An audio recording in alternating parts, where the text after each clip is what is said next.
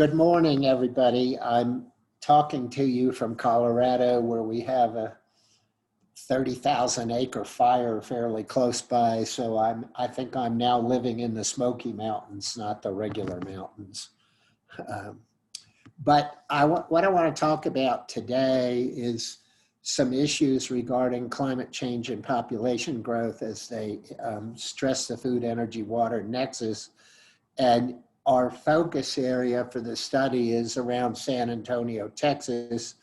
These pictures that you see in front of you sort of look at the competing interests in the nexus. We have irrigation systems and cattle, and then we have electrical power plants that are being cooled, recharge into the Edwards Aquifer, the pipeline that's being built. I assume this is a picture of the part from Bastrop to San Antonio, but I saw something yesterday that said they anticipate the one from the Caldwell area being done sometime in 2020. And then there's some riverborne recreation there. So this is out of an NSF project. We've been operating that project for, depends on who you believe, but a little bit over 2.5 years. NSF thinks we're at 3 years, but they awarded us and didn't start the money for about 6 months. This includes a number of people in agricultural economics, some people listed there in biological and agricultural engineering, ecosystem sciences, the Energy Institute, and then off campus is Rudy Rosen at UT San Antonio. Oh, and Samuel Zapata is working with us. He's an extension agent that has responsibility for that area, although he's located in McAllen, I believe. And then we're teaming with the University of California, Riverside. Today, while we have all those partners, I'm largely going to talk about things that we've been doing in AgEcon, and the other partners can report at a different time. So the area is mainly around San Antonio. It's a very fast growing area. That population growth is increasing water demand and creating a forecasted gap in the amount they think that will be demanded in 2050 and 2070 compared to what will be available. Also, this increases demand for energy and food. In this particular case, we're only going to deal with food as something that gets impacted by what's going on. We're not really going to talk about food supply because San Antonio is anything but a food self-sufficient region. And by the way, I say San Antonio, but we go down to Corpus too. I also want to talk about climate change a little bit. It increases water demand in terms of how much water would be used per acre to maintain irrigation, how much water would be used by households and for electrical cooling and for some other industries. In the region, climate threatens water supplies and increases variability, and it also lowers crop yields, lessening food supply. So collectively, all of this makes water scarcity an issue in the region. I'm just going to show you some pictures out of that before we go into the modeling per se. So this is the study region. I can't make my mouse visible. Oh, there it is. Down here in this lower area is Corpus Christi. Up here is San Antonio. The Guadalupe River goes along the east side of the study area, and the Nueces and the Frio are out on the west side of the study area. So we've got, I believe we call it 5 river basins, the Guadalupe Blanco, San Antonio, and Nueces Frio are all in the study. There are also some major groundwater supply areas here, the Gulf Coast Aquifer, Carrizo Wilcox, the Edwards, and the Edwards Trinity. So we have 4 river basins, 5 aquifers, 2 springs. There's 5 major lakes, and then There's a substantial agricultural industry out here in Uvalde, Medina, and Kinney County, with a little bit in Bexar, Guadalupe, and Hayes. There's major municipalities, not only Corpus Christi and San Antonio, but Victoria's down in here, and New Braunfels and San Marcos. Uvalde's not very big, but it's certainly included in the area. There's substantial industry in the region. There's substantial energy in the form of power plants and fracking. There's a lot of hydraulic fracturing down in this area and here that uses a lot of water. And then we see recreational and environmental demands. What we're going to look at is water, agriculture, and electricity-related sectoral investments and altered operating strategies to help meet the burgeoning water demand. We've done work on comparative water values, water trading possibilities, development, and management, including electrical energy. I won't say too much about that, but the Energy Institute has a major component, and they're studying a lot of the electrical energy issues. We're more looking at the water part of it, so cooling changes and what happens when you meet further demand. And we also want to look at compensation issues, and I'll get to why in a minute. So let's just look quickly at a few of the regional issues. Rapid population growth.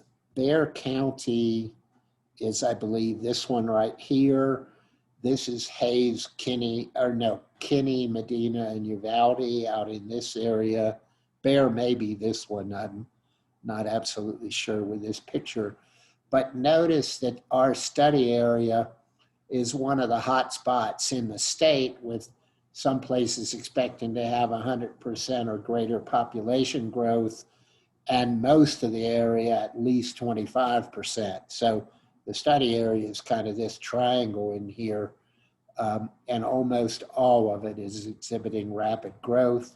When we have that growth, we get increases in municipal demand, manufacturing, electricity. Irrigation tends not to go up with this growth. The area is heavily irrigated out in here, out of the Edwards Aquifer, and heavily irrigated from some groundwater sources in this particular area. The Texas Water Development Board has a regional planning exercise. Our study region is this yellow region L, and this sort of, I don't know, light purple or whatever region N. You can see here that they say this is going to be the water demand for municipal and industry, and here's the water supply. So there's a growing gap here in the Corpus area, and there's a growing gap here in the San Antonio area. So in both cases, scarcity is on the horizon. And I don't know if John Nielsen Gammon's here, but I was looking at a paper he just recently did where he states that in the Texas Water Development Planning, there's no consideration of climate change. I'll get into why that's important in a moment. Here shows the surface and groundwater consumption figures. Notice irrigation's a big component of both, as is municipal.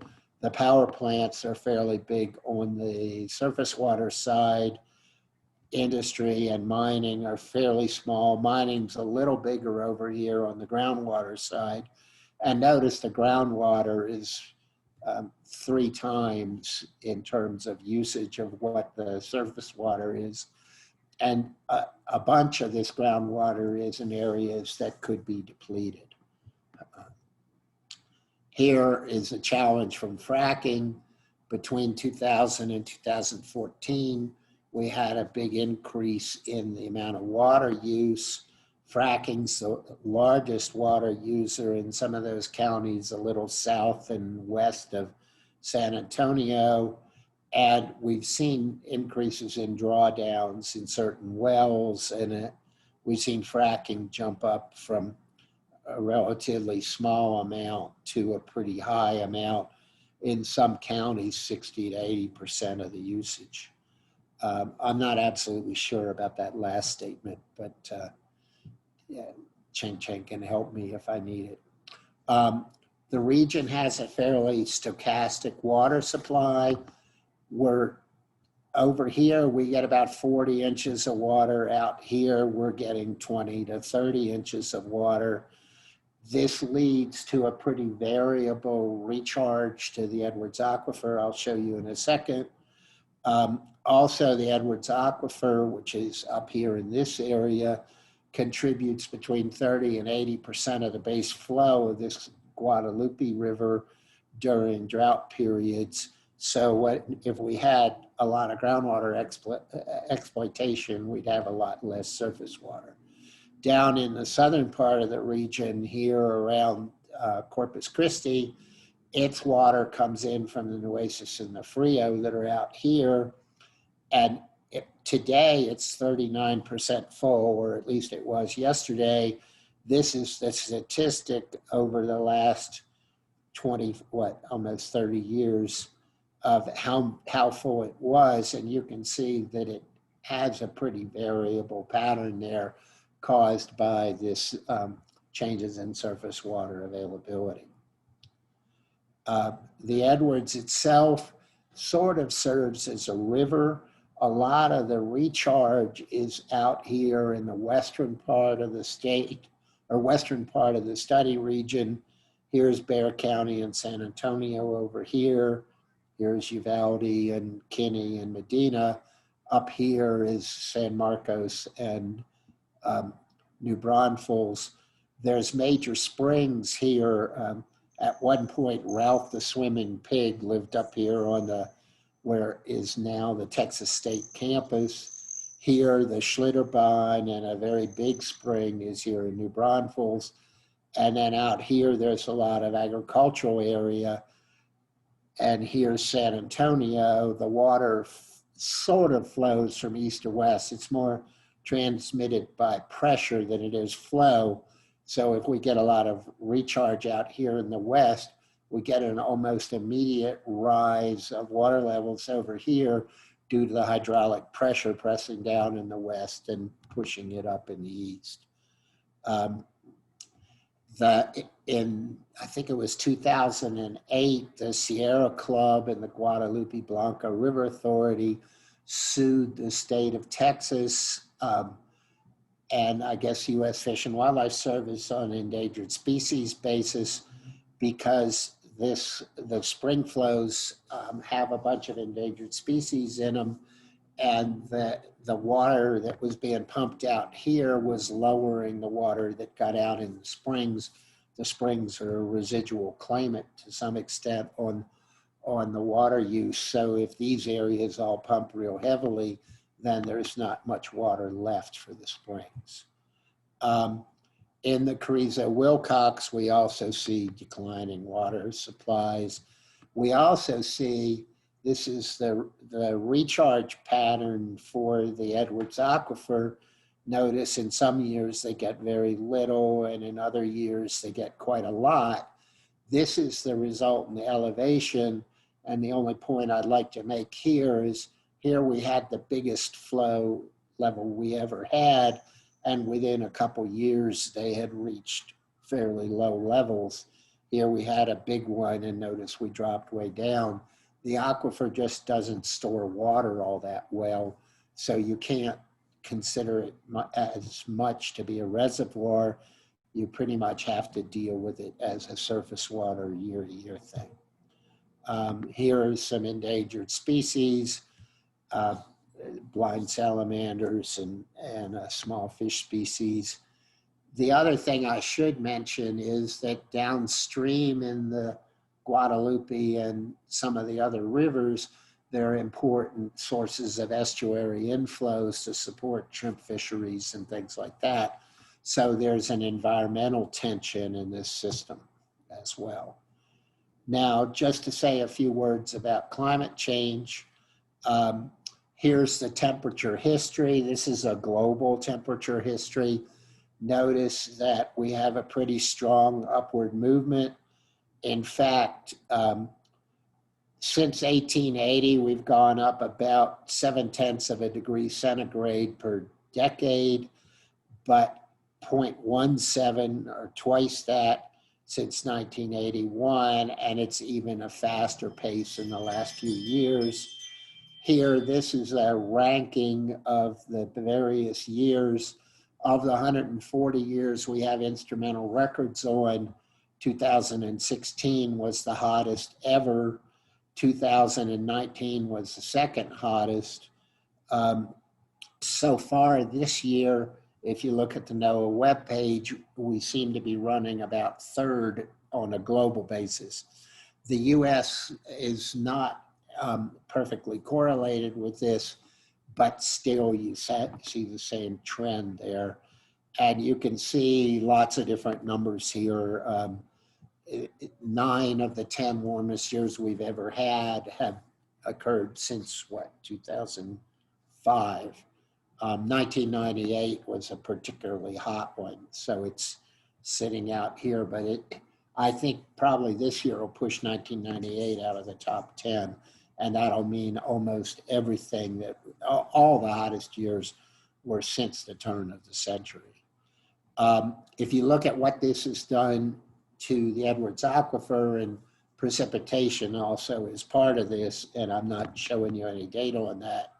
Up until about 1975, we seem to have an increasing trend in how much recharge we were getting. Since 1975, we've had a decreasing trend. The climate change really took off around 1970 or so. John Nielsen Gammon, who may be here, concluded that they think the latter part of this century will be drier than anything we've seen. I believe they stayed in the last 1,000 years. So we thought 2012 was a very dry year. Well, that one is going to be overcome by some much more drier years in the future. I tried to use one of John's pictures to look at the future, but it kept having draft written across it. So I grabbed one out of a report by Ben Cook, who's at Columbia, and this shows soil moisture trends and Palmer drought index trends. And you can see for 1,000 years, they bounced around about here, but the forecast is they basically fall off a cliff. This is the picture for the Central Plains. This is for the Southwest. The Central Plains is a box right in here that has some of Texas, and the Southwest has some of West Texas. And John's results has the same kind of graph, and they're not all that different, at least to my uneducated eyes. Here's how much climate change we had seen in an IPCC picture, which is how much actual there was up till about 2003 or 4. And these are the future projections. This one here is business as usual. Jerry North used to tell me that what's happened since then is we're actually going a little warmer than what this business as usual is. The Paris Accord would be somewhere in between these two lines. So if we fully implemented, we'd still have almost 3 degrees centigrade or warming. And note, between now and 2050, where's my mouse? Between now and 2050, these are different greenhouse gas control scenarios, and there's basically not very much difference between them. So we're pretty much into about 1 degree of warming. So what that basically means is we're looking at a higher, drier area, and we have the population growth. This is going to contribute to water scarcity. So that's the background, except let me now talk about what the San Antonio region is talking about doing, and the Corpus Christi region. This particular pipeline is a multi-billion-dollar investment to move water it's supposed to move a lot of water from the Caldwell area down into San Antonio. They also have proposed pipelines that run from the Corpus, well, from down on the seacoast up, although they have to be mixed with desalination facilities. In agriculture, we could start trying to conserve water by irrigation methods and practices, converting land to dry land or grazing, using more water conserving crops, using some degraded saline or treated water out of municipal water plants, and also some form of a dry year option where under circumstances where there's not much water available, the city rents or leases the water from agriculture. In terms of the cities, we can use more distant aquifers. The Caldwell thing is pumping out of a groundwater source, more reservoirs, enhancing recharge, increasing reuse, transferring interbasin from other river sources. There are some projects to take flood flows and inject them into aquifers and recover them later, salinity. There's a bunch of conservation initiatives, and then there's broader water markets and leasing. Right now, the most active water market in the region involves the Edwards Aquifer, and there's not much trading I can detect in the Guadalupe Blanco or Frio. And there's no trading where, say, the city of Victoria could buy some water from farmers who were pumping out of the Edwards and get it through the spring flow. So there's no sort of multi water body things. On the power side, alternative cooling, conversions from coal to natural gas, using more renewables, importing more energy, reusing fracking water, and somehow having a fracking technology, well, that could either use highly saline water or could somehow be water conserving. That's a number of possibilities that could be used in the region. The Texas Water Development Board has been very active in this sphere. I think they proposed 40 or 50 things, and I think right at the moment, 22 of those are under various forms of implementation in the San Antonio or Corpus areas. Here's a couple of the pictures. This is the one from Caldwell, the pipeline. The cost of the water is estimated to be about $2,000 an acre foot from that. Here there's a injection and recovery, and its water costs about $1,000 an acre foot. They both also use substantial energy. Kurt Schwabe from California Riverside tells me that the biggest energy user in the state of California is water pumping, and we may be headed that way with these big long pipelines that require energy along with the injection and the desalination possibilities. We also could retrofit boilers, retrofit cooling systems, and then switch to wind, solar, and nuclear, or generate more power in West Texas and ship it in. Now, the question is, on some of these activities, who's going to pay for them? When you switch a power plant from the cooling it's now using called recirculating cooling to a dry cooling strategy, they do conserve less water, but the dry cooling's more expensive. They lose electrical power production. I think they're like 10% lower in terms of how much power they get from the same amount. And the question is, who's going to pay for that? Because what kind of a deal is it where you can release your water to somebody else, but end up costing you more money? So we're probably going to need to provide subsidies or compensations. And this is not only true in the power plant arena, but also it's definitely true in the agriculture arena. So now let's turn to research activities. Like I said, mainly the ag econ part. Well, there's a basic assumption in all this nexus analysis, and that is that if the region gets all together and decides what they're going to do and jointly works to improve, say, water use efficiency, that they're going to coordinate the research allocation and therefore increase regional economic gain from its given water. But in that particular case, it's probably not what we call a Pareto optimum. We think that some people are going to gain and some people are going to lose. So the power plant may be more costly in order to release the water to the cities. So we wanted to look at the comparative water value in current uses, the economics of some possibilities for water use reduction, and we did a big sector modeling work that we're currently ongoing with. So this is the water valuation study, and I'll just call a couple of different numbers out to you. Here,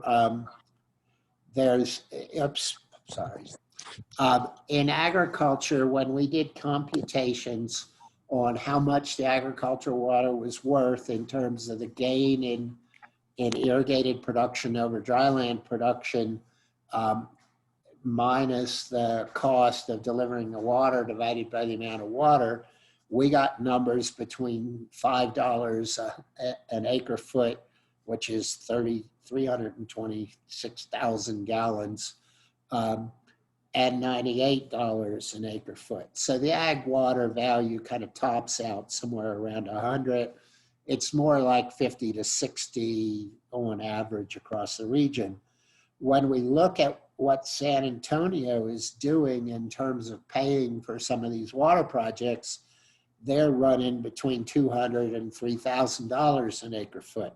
So notice there's a ready trading possibility here where the city buys out the agricultural sector. And you can see that the changing the power plants, the water saved costs between $1,000 and $8,000. Taking a new power plant and using dry cooling rather than recirculating, you get to numbers in this range. In the Edwards Aquifer, when the city leases water from the farms, they're paying between 100 and 112 in a recent dissertation, or they buy the right permanently for $2,000. We did try to investigate what the induced income loss was in the Uvalde area, and it's somewhere around $550 per acre foot that's transferred out due to less sales of inputs and agricultural processing and things like that. The Texas Water Plan and Regents L and N runs prices from $93 to $7,000. So there's room for trading across this, although the fracking numbers we get are crazy high that I don't quite understand. These numbers are actually from the Permian Basin, but we see the delivered water price is very high under some of those circumstances. So now I want to talk a little bit over on the modeling side. I think, how long am I supposed to go? Till a quarter of or till 10 of? Quarter, 10 to, yeah. 10 till, okay. So the basic concept is that we've got surface water flows, and if somebody uses the water at point A, then it may not all be available at point B. There's a return flow consideration. Also, if we start exploiting quite heavily some of these aquifers, then those aquifers are going to drop, as was shown in the fracking case. So what we've got is we've got a hydrological aquifer model. We've got a surface water model that we base on some data from SWAT and our team members that are in the spatial sciences lab. This aquifer hydrological model, we run regressions over models that came from the Texas Water Development Board and the groundwater allocation model. We have a regionalized economic model. It has ag use, crop mix, livestock, municipal and industrial use, and their demands for electricity, water projects and what they need for electricity. And then we have some electrical supply possibilities and new facilities and some cooling alternatives. This model is a big thing that was part of Chengcheng Fei's dissertation, and she continues working on it today. The model scope is, we've got investments, my mouse disappears. We've got investments in new water projects. You know, are we going to build an expensive water project to have a pipeline from down near the coast up to San Antonio and include desalination?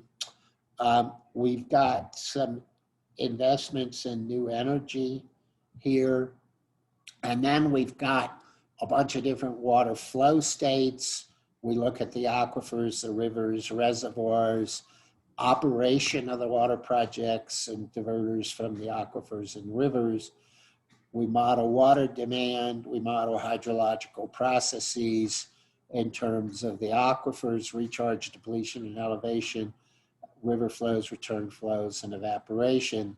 We haven't done quite as much yet on treatment plants and reuse, although of the 50 to 70 different water technologies the Water Development Board has developed, a bunch of those are reuse. The model, we maximize overall expected regional net benefits, is a stochastic model. So we have 9 different water flow states in nature. We have the ag sector generating revenues and costs. The non-ag sector, we integrate the area under demand curves.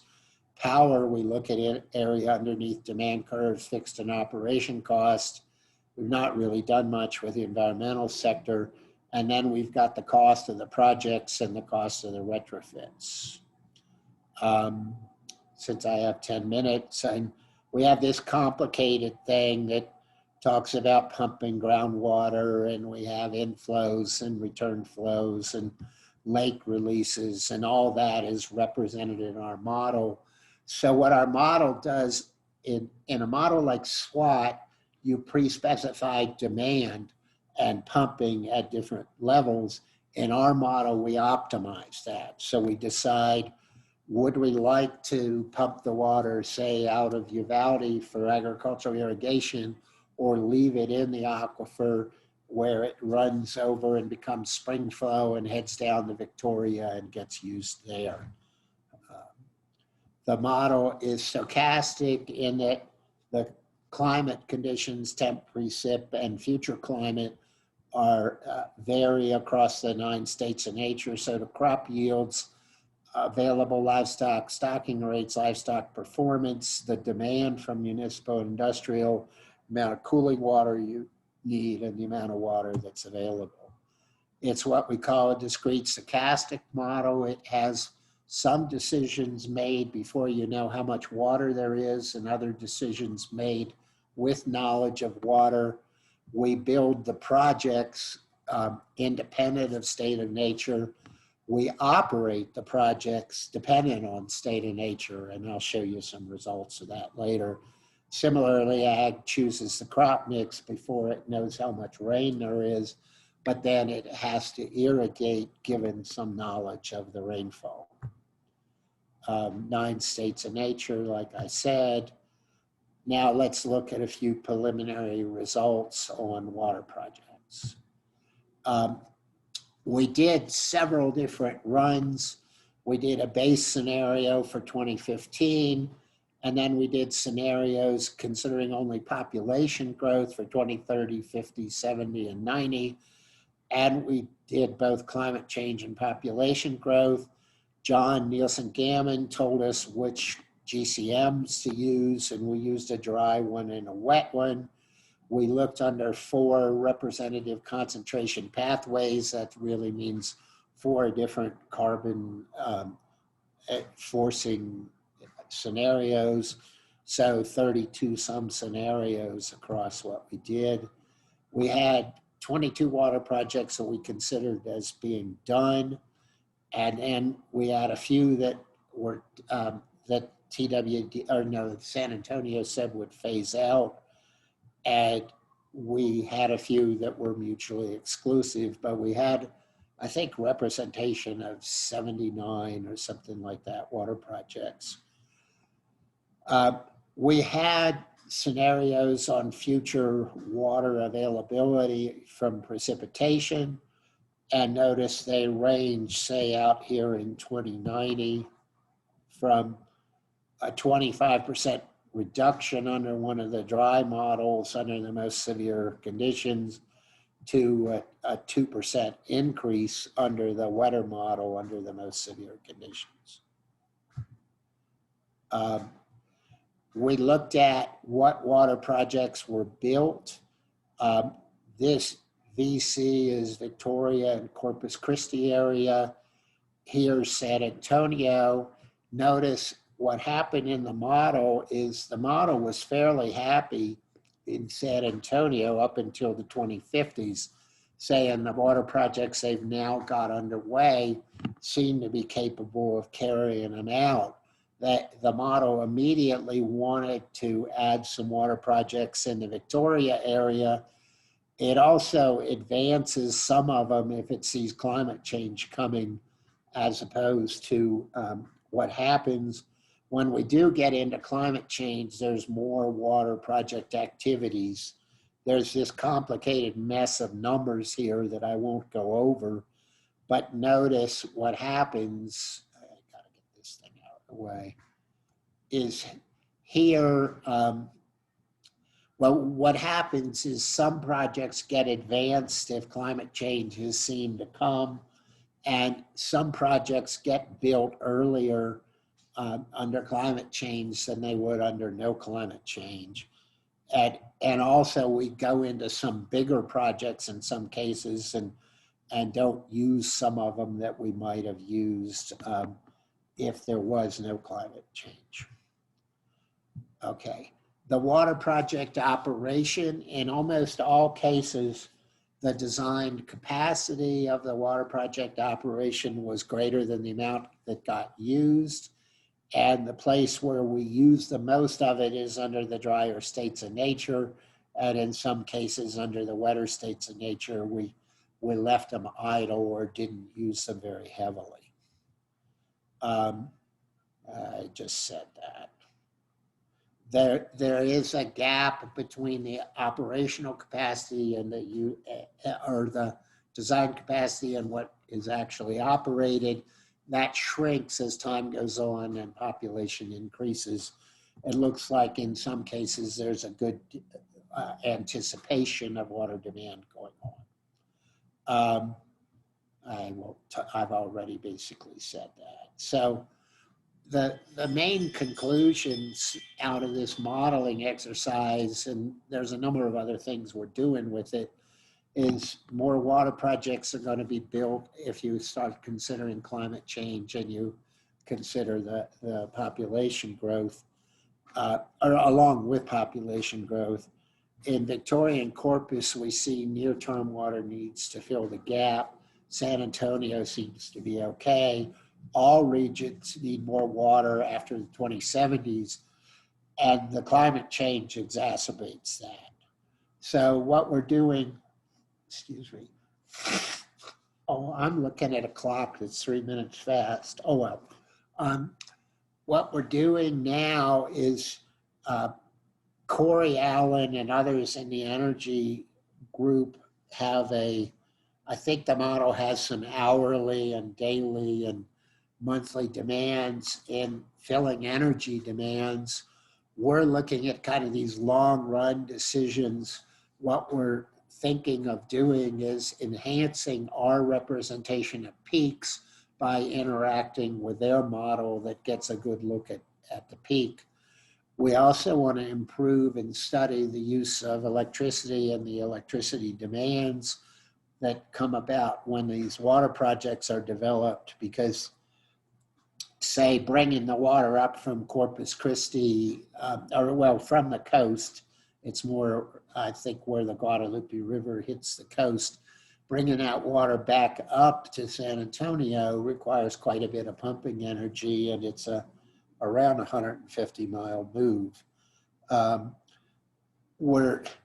We want to look at water transfer compensation mechanisms.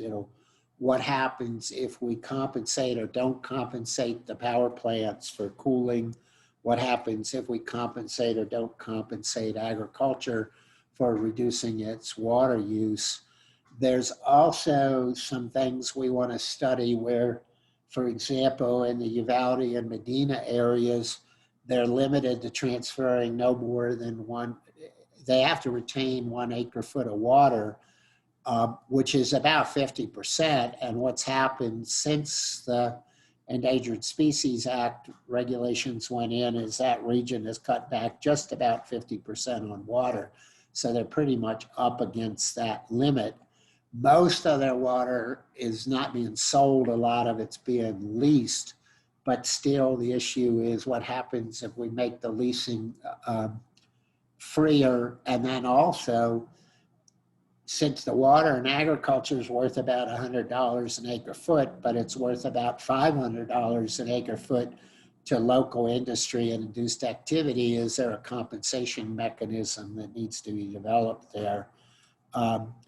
We also are trying to study what happens when agriculture doesn't cooperate. So how much does it cost the total welfare in the region when agriculture doesn't want to sell its water or the power plants won't cooperate? Again, sort of aiming at looking at compensation mechanisms. And then finally, John can tell me whether this is true or not, but oops. The CMIC 6 is the next 2021 anticipated releases of the IPCC reports. And I've seen some indication that a bunch of the climate scenarios from that are available. I don't know if they've all been downscaled, but we could go into a next generation of climate change scenarios. Today, people in the profession are saying you should stop everybody using that 8.5 scenario because the Paris Accord will make it unrealistic. Well, I just don't know which ones we should use and whether we can get more available. And we'd like to work with a SWAT team on that to get regional water supply implications, crop yield, and irrigation water use. So with that, my clock says 10:50, although I think it's really 10:47 since my clock is wrong. So I will entertain questions.